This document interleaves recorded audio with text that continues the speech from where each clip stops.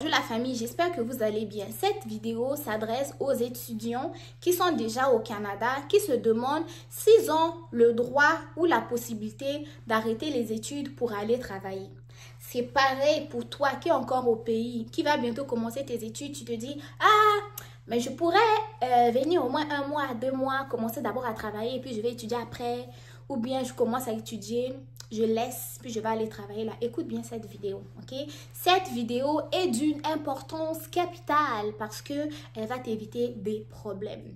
Donc, bienvenue à tous ceux qui vont regarder la vidéo. J'allais oublier, si tu viens de me découvrir là, n'oublie pas de t'abonner, de mettre le gros pouce bleu pour aider au référencement. Et surtout, n'oublie pas d'activer la cloche de notification pour ne rien manquer. Après ça, là, si tu as fini tout ça, là, laisse-moi un commentaire pour me donner ton point de vue. Bon, les amis, si vous ne le saviez pas là, il y a certains d'entre vous qui savent, mais il y a d'autres qui ne savent pas. Et puis moi, je m'adresse à ceux qui ne savent pas. Pour étudier au Canada, c'est le permis d'études qui t'autorise à étudier. Hein? Donc, premièrement, tu as fait admission, tu as fait CAQ, tu as fait la demande du permis d'études, on t'a donné le visa, tu as quitté le Sénégal et tu es arrivé au Canada. À l'aéroport, l'agent des services frontaliers t'a remis un document. Le document qui t'a remis là, c'est ça qu'on appelle le permis d'études. C'est le permis d'études qui te donne un statut légal au Canada de résident temporaire. Quand on dit résident temporaire, c'est parce que tu résides pendant la durée de tes études et donc pendant la validité de ton permis d'études. Donc, qu'est-ce qui se passe? C'est sur ton permis d'études là, que ça va être écrit si tu as le droit de travailler, ok? Et si tu as le droit de travailler soit sur le campus, c'est-à-dire sur ton école ou hors campus. Hors campus, là, c'est à l'extérieur de ton école, ok? Donc, il faut bien vérifier ce qui est écrit sur ton permis d'études lorsqu'il te sera remis par l'agent des services frontaliers. Maintenant, lorsque tu as lu sur ton permis d'études, là, on a écrit autorisation soit à travailler hors campus. Hors campus, ça veut dire tu vas travailler à l'extérieur, non? Et sache que en étant étudiant étranger au Canada, tu as le droit de travailler 20 heures par semaine pendant tes études. Quand je dis pendant tes études, là, c'est quoi? Si par exemple, tu as commencé pendant la session d'automne, ok? Donc, la session d'automne, ça dure de septembre jusqu'à décembre. Ça veut dire que si tu vas à l'école du lundi au vendredi, tu n'as pas de cours la fin de semaine, donc le week-end, samedi et dimanche, tu as le droit de travailler samedi et dimanche là pendant 20 heures par semaine. Donc, si soit, ok, tu as cours, hein, un autre exemple, tu as cours lundi, tu n'as pas cours mardi, mais tu as des cours mercredi, jeudi. C'est-à-dire qu'il y a comme des trous dans ton horaire. Sache que avec les trous là, dans la disponibilité qui est dans la semaine, avec la disponibilité qui est dans la fin de semaine, tu as uniquement le droit de travailler 20 heures par semaine, pas plus. Ça, c'est parce que tu étudies. Maintenant, à quel moment est-ce que tu as le droit de travailler plus de 20 heures par semaine? C'est pendant les congés, pendant les vacances. Les vacances, c'est à quel moment? Tu as les vacances de Noël. Donc, tu as commencé ta session de septembre jusqu'à décembre. Ça, c'est pour ta session d'automne. Et puis, de décembre jusqu'à janvier, là, il y a une petite période de vacances dedans. Ok? Pendant ces vacances-là, pendant que tu n'étudies pas, tu peux travailler plus de 20 heures par semaine, genre jusqu'à 40 heures par semaine. Il y a d'autres même qui vont faire plus de 40 heures par semaine. Donc là, tu travailles, tu maximises. J'ai oublié une autre petite période de vacances. Ok? Donc, pendant que tu étudies, il y a comme une semaine de congé qu'on appelle semaine de relâche. Semaine de relâche là, tu peux travailler plus. Ok? Donc, c'est une semaine des fois qui commence un vendredi et qui va s'achever un vendredi de la semaine suivante. Ok? Ça dépend un peu des dates, mais c'est pendant que tu es en vacances, tu as des congés que tu n'étudies pas. Là, tu peux travailler plus de 20 heures par semaine. D'autres sortes de congés pendant lesquels tu peux travailler plus que ça, c'est pendant les vacances d'été. L'été commence à quel moment? L'été va commencer généralement vers la fin, les vacances d'été, hein, vers la fin de la deuxième session. La deuxième session qui est la session d'hiver qui commence donc de janvier à mai ou de janvier à avril. Donc, si tu finis ta session d'hiver au mois de mai, donc de mai jusqu'à la rentrée prochaine, tu as la possibilité de travailler plus de 20 heures par semaine. Donc, c'est en respectant ces conditions-là que tu vas garantir tu vas garantir la pérennisation, si je peux dire, français sous vous. C'est là que tu vas respecter en fait tous les termes qui sont liés à ton permis d'études, donc en ne violant pas les conditions qui sont liées au permis d'études.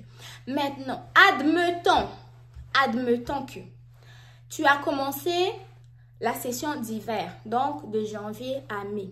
Pendant que tu étudies, tu n'as plus d'argent, ok? Tu n'as plus d'argent, tu ne comprends pas comment tu vas faire pour aller à l'école, comment tu vas faire pour payer les frais de scolarité et tu te dis, ah, mais je pourrais arrêter d'étudier et je vais aller travailler, je vais chercher l'argent et je vais revenir étudier. Non, mauvaise idée, surtout à ne pas faire. Ne fais pas ça. Ne fais pas ça. Il y a une autre solution. Ne mets pas en danger ton permis d'études. Ne mets pas en danger ton statut légal au Canada. Si jamais, toi, tu as arrêté d'étudier, tu es allé travailler, quand tu arrêtes d'étudier là, toi tu penses que Immigration Canada n'est pas au courant. Il est au courant, hein? Parce que sachez que dans vos écoles là, il y a un service qui fait la liaison entre l'école et l'immigration. Ok? Donc, même quand ton permis d'études est expiré, là, eux, ils sont au courant, ils vont te dire, faut renouveler avant, ou 1 mois, 2 mois avant, ils vont t'aviser, ah, ton permis d'études, là, arrive à échéance, faut renouveler. Donc, pendant qu'ils vont t'attraper, là, tu as arrêté d'étudier, tu es allé travailler, tu n'as pas respecté les conditions liées à ton permis d'études, soit ils vont te rapatrier, ils vont te dire soit de revenir l'année prochaine et si tu es malchanceux, ils vont te rapatrier et ils vont te donner interdiction de territoire jusqu'à même 5 ans. Ok? Donc, dans les situations où tu n'es plus capable de payer tes frais de scolarité, il y a une solution, ça s'appelle un motif humanitaire qui est bien décrit sur le site d'Immigration Canada. Je vais te mettre le lien en barre d'informations dans cette vidéo. Donc, avec ce motif-là, tu vas communiquer avec Immigration Canada pour leur expliquer que tu n'es plus capable de prendre en charge tes études pour telle raison. Donc, c'est pour ça que tu as arrêté d'étudier. Là, les services d'Immigration Canada vont évaluer ton dossier pour voir si les arguments que tu as donnés sont convaincants.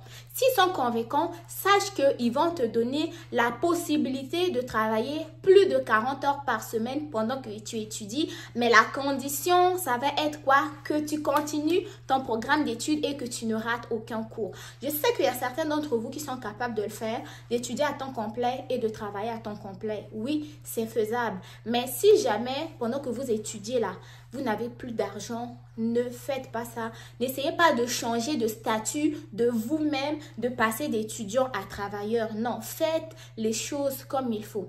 Il en est de même pour les personnes qui pensent venir au Canada 2 mois à 3 mois avant pour commencer à travailler et ramasser un peu d'argent et commencer les études. Non, les amis. La seule possibilité dont vous avez de travailler au Canada avec votre permis d'études, c'est lorsque vous avez commencé votre programme et là, vous pouvez commencer à aller travailler. Si vous avez commencé à travailler avant alors que vous n'avez pas commencé à étudier, vous vous mettez dans de sérieux problèmes. Et Alliance M-Éducation est là pour vous ouvrir les yeux pour éviter de mettre en danger votre statut légal ici au Canada. Donc, à quel moment maintenant est-ce que vous pouvez changer de statut, de passer donc de étudiant à travailleur d'une façon légale? C'est à la fin de votre formation. Donc, si tu fais une technique de soins infirmiers de 3 ans, sache que à la fin de ta formation de 3 ans, tu as ton diplôme en main. C'est avec ton diplôme, tu vas aller chercher du travail. Une fois que tu as eu un travail, tu vas donc avoir un permis. Tu peux soit faire avec un permis de travail pour diplôme ou un permis de travail pour les gens dont la formation est de moins de 1800 heures. Donc, dès que tu obtiens un permis de travail. C'est là que tu changes de statut légal au Canada. Donc, tu passes d'un statut étudiant à un statut de travailleur, mais légalement. Donc, là, tu es en train vraiment de respecter toutes les étapes, de respecter le processus. Et ce qui fait que lorsque tu vas entamer ta demande de résidence permanente, il n'y aura aucun souci, il n'y aura aucun problème. Or, si on t'a déjà attrapé en train de frauder pendant que tu étudiais, tu avais commencé à travailler, tu as arrêté parce que Immigration Canada t'a attrapé, tout ça là, sachez que le fait d'entacher votre statut d'étudiant ou le fait d'entacher votre statut de travailleur, lorsque vous allez être, ça met en danger, si je peux dire, votre demande de résidence permanente et pourquoi votre demande de citoyenneté. Donc, ce que je vous recommande, c'est faire des choses d'une façon légale parce que tout ce qui se passe au Canada ici, là, c'est enregistré. Donc, quand vous allez aller poser votre candidature pour la résidence permanente, ils vont vous sortir tout un dossier là, vous-même, vous serez étonné. Or, c'est pas ce que je veux qui vous arrive. Donc, pour passer légalement d'étudiant à travailleur, terminez votre programme d'études comme il faut, les amis. Faites vos demandes de permis de travail après votre diplôme. Ça va bien se passer. Donc, ça sert à rien. Tu commences à étudier, tu arrêtes pour aller travailler ou tu commences à travailler avant d'avoir continué tes études. Donc, si tu as aimé, un gros pouce bleu, partage, like et dis-moi ce que tu en as pensé dans les commentaires, quoi. Sinon, prenez soin de vous. Bon succès dans vos différentes démarches, comme je le dis toujours. Et on se retrouve très, très bientôt pour une nouvelle vidéo. Bye!